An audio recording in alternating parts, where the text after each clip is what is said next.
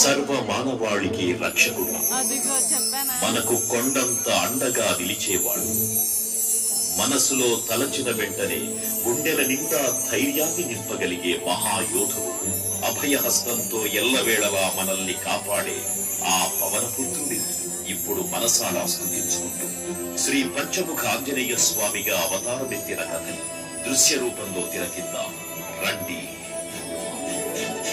ఆంజనేయం ప్రసన్నాంజనేయం ప్రభాదివ్యకాయం ప్రకీర్తిప్రదాయం భజే వాసుదేవం భజే వారగాత్మం భజేహం పవిత్రం భజే సూర్యమిత్రం భజే రుద్రరూపం భజే కర్ణతేజం. అది రామాయణ మహాయుద్ధం భీకరంగా సాగుతోన్న తరుణం.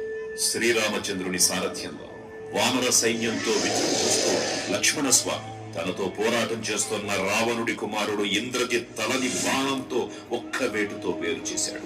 ఇంద్రజిత్ మరణమాటలున్న రావణుడు ఆవేశంతో ఊగిపోయాడు. ప్రతీకారం కోసం పాతాళ లోకాధిపతి తన సోదరుడు అయినటువంటి మహిరావణుడి సహకారం కోరాడు.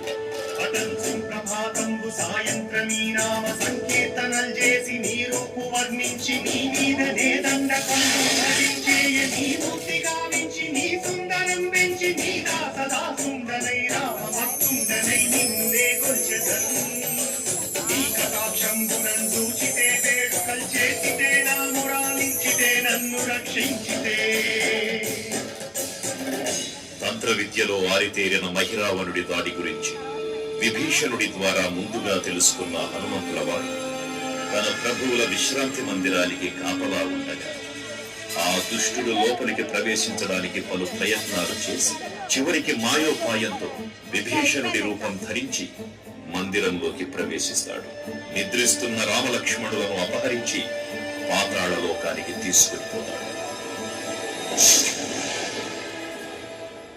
అంజనాదేవి గర్భాన్వయా దేవనిందెంచనేనంత వారన్ దయాశాలి వై చూచియుండాతవై శస్కరన్ నిలిచియున్ తొల్లి సుగ్రీవకున్ మంత్రి వై స్వామి కార్యార్థమయ్యేగి శ్రీరామ సౌమిత్రులను చూచి వారిని విచారించి సర్వేసు పూజించి ఎప్పాడు చంపంటు గావించి వారిని సంపించి కాకుత్సతిలకుంటు పాదృష్టి వీక్షించి కిష్కింధకే తెంచి శ్రీరామ కార్యార్థమై లంకకే తెంచియున్